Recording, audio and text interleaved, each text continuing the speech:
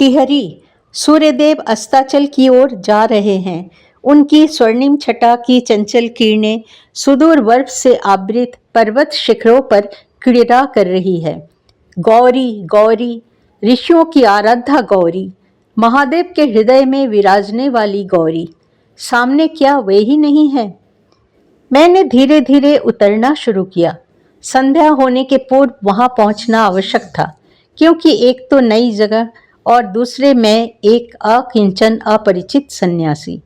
रहने के लिए जगह भी तो ढूंढनी होगी। गंगा के पानी में मुंह हाथ धोकर नगर में प्रवेश किया। बड़े रास्ते के पास ही एक धर्मशाला थी। भीतर जाकर देखा, लोगों की भीड़ लगी थी। तिल धरने तक को जगह न थी। गुजराती, मराठी, दक्षिणी, बंगाली सब निज निज भोजन बनाने में व्यस्त थे। मेरे आने के पूर्व ही थोड़ी बारिश हो चुकी थी। रास्ते में भी छिटपुट वर्षा का सामना हुआ था। नीचे के एक हाल में विभिन्न संप्रदायों के 15-20 साधु सन्यासी अपने अपने आसन पर बैठे थे। कुछ आसन खाली पड़े थे। शायद कुछ लोग कार्यवश बाहर गए थे या कोई कोई दाल रोटी बनाने में लगे थे। ब्रह्मचारी सदानंद नाम के एक बंगाली साधु भी रोटियां बना रहे थे। पहले वे ऋषिकेश के स्वर्गाश्रम में रहते थे और मुझसे थोड़े परिचित भी थे। मुझे देखते ही वे दौड़कर आए और अपने ही आसन के पास जगह कर दी। मेरा दुर्बल शरीर देखकर वे बार बार कहने लगे, लगता है आपको रास्ते में बड़ा कष्ट हुआ है।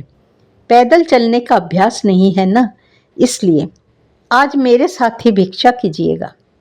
वे पानी में नमक डालकर उसे गर्म करके ले आए और बोले, पैरों को अच्छी तरह धो डालिए, इससे थकान भी कम होगी और रात में नींद भी अच्छी आएगी।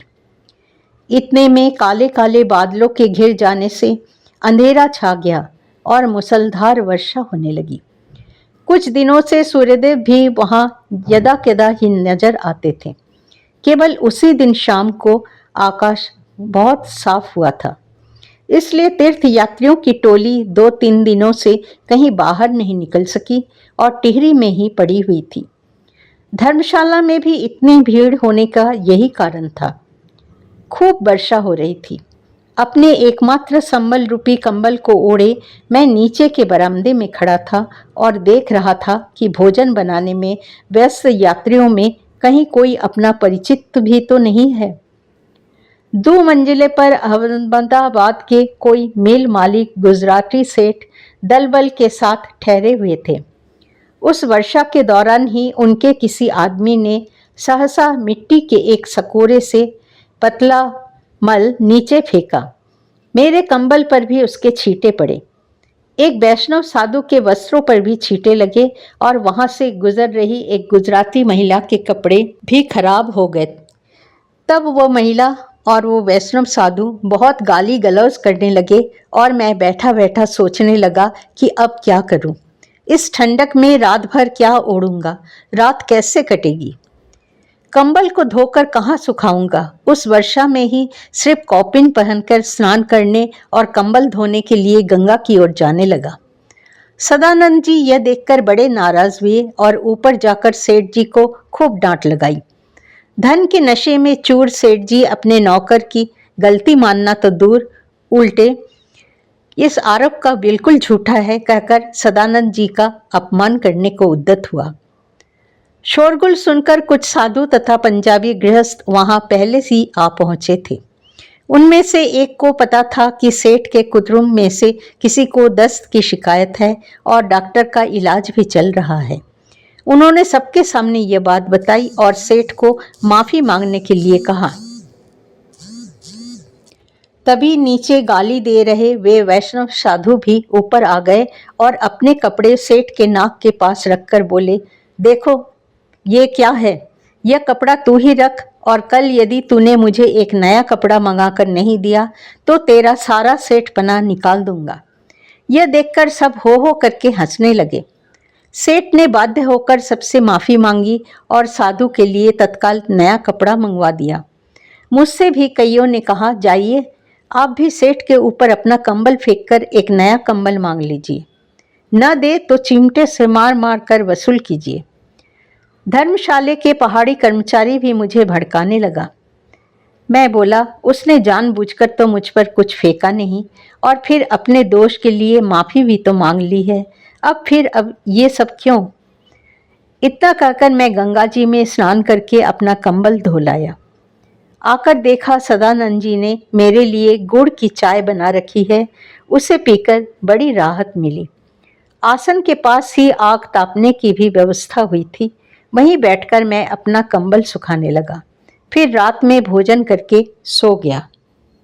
सुबह स्नान आदि से निपटकर मंदिर में दर्शन किया और घूम फिरकर नगर का भी परिदर्शन किया। टिहरी बड़ा सुंदर नगर है। वहाँ हाई स्कूल है, अस्पताल है और सब प्रकार की संस्थाएं हैं। 12 बजे उसी मंदिर में प्रसाद मिला। फिर रहने को स्थान ढूंढने निकला, परंतु निश्चित होकर रहने लायक कोई एकांत स्थान नहीं मिला। हर जगह भीड़ ही भीड़ थी। साधुओं के स्थान भी भरे हुए थे। कई लोगों ने कहा, 1 माह पूर्व आते तो शायद अपनी पसंद का स्थान मिल जाता, परंतु इस समय तो असंभव है। आपको उत्तर काशी चले जाना चाहिए, वहाँ स्थान मिल सकता है और वो जगह भी सुंदर और ठंडी है। उत्तर काशी के पथ पर टिहरी में 3 दिन और 4 रात निवास करने के बाद मैं उत्तर काशी के पथ पर चल पड़ा। सोचा, शायद माँ की यही इच्छा है। दुख इसी बात का था कि यहाँ जहाँ जाने के लिए इतना कष्ट भोगा वहाँ ठहर न सका। इसलिए जीवन पराधीन है, अपनी इच्छा के वश में नहीं है। ब्रह्मचारी सदानंद दूसरे दिन ही यह कहकर रवाना हो गए थे कि वे उत्तर काशी होकर गंगोत्री जाएंगे। मैं अकेला ही चल पड़ा। रास्ते में टिहरी से 3 या 3.5 मील दूर एक बड़ा गांव है। गांव से थोड़ी दूर गंगा के किनारे एक कुटिया थी। उसे देखने गया। जाकर पता चला कि स्वामी रामतीर्थ उसी कुटिया में रहते थे और वहीं गंगा में उन्होंने देहत्याग किया था। स्थान बड़ा मनोरम था, परंतु वहां हुई किसी राजनीतिक घटना के कारण टिहरी रियासत द्वारा कुटिया की छत हटा दी गई थी और उन दिनों वहां किसी को ठहरने की अनुमति भी नहीं दी जाती थी। मैं निराश होकर उत्तरकाशी के पथ पर अग्रसर हुआ। मार्ग में 2 अल्पवयस्क दक्षिण भारतीय साधुओं से भेंट हुई। उनमें से एक थोड़ा लंगड़ाकर चलता था और खूब मिलनसार था। उसने स्वयं ही मुझसे परिचय किया और रास्ते में मेरे साथ ही चलने लगा। दोनों की स्वामी विवेकानंद पर बड़ी भक्ति थी। उसने अपनी दक्षिण भारतीय भाषा में स्वामी जी पर रचित एक गीत सुनाया। सुर काफी मधुर था। करीब 12 बजे हम एक गांव में पहुंचे और वहां के शिव मंदिर में ठहरे। वहां अनेक यात्री थे। सभी उत्तरकाशी, गंगोत्री या यमुनोत्री जा रहे थे। गांव में भिक्षा करने गया। सबने आटा दिया, क्योंकि पहाड़ी लोग सवेरे ही भोजन कर लेते हैं और शाम को काम से लौटने के बाद रोटियां बनाते हैं। आटा काफी मिला था। दूसरा कोई चारा न देख वही ले आया। देखा दोनों दक्षिणी तब भी सोच विचार कर रहे थे।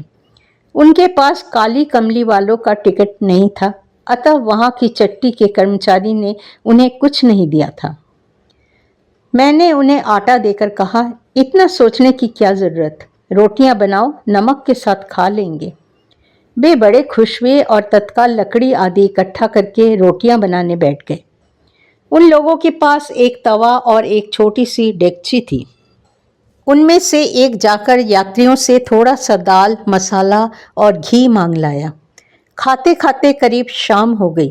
रात को हम तीनों ने उस मंदिर के सामने खुले मैदान में ही शयन किया। अगले दिन दोपहर में करीब 2 बजे हम लोग एक चट्टी में पहुंचे। पास में कोई गांव नहीं था। चिंता हुई। सोचा, आज भाग्य में उपवास ही लिखा है। एक झरने के किनारे जाकर लेट गया, परंतु जब वे दोनों मुझे खाने को बुलाने आए तब पूछने पर पता चला कि सुबह का काफी आटा बच गया था। उसी से रोटियां बनाई गई। आज केवल नमक रोटी और एक एक मिर्च ही मिली। उस चट्टी से 2 रास्ते गए हैं, एक यमुनोत्री की ओर और दूसरा उत्तरकाशी को। पता चला कि यमुनोत्री के मार्ग पर वहां से 5-6 मील दूर एक सुंदर सा गांव है, जहां एक उत्तम योगी रहते हैं और वहीं से उत्तरकाशी भी जाया जा सकता है। मन में वहां जाने की प्रबल इच्छा हुई। मद्रासी भाइयों ने पहले ही वहां से सीधे उत्तरकाशी जाने का निश्चय कर लिया था, अतः मैं भला क्यों उन्हें अपने साथ आने को कहता, क्योंकि उनका और मेरा वहां आने का उद्देश्य भिन्न भिन्न था।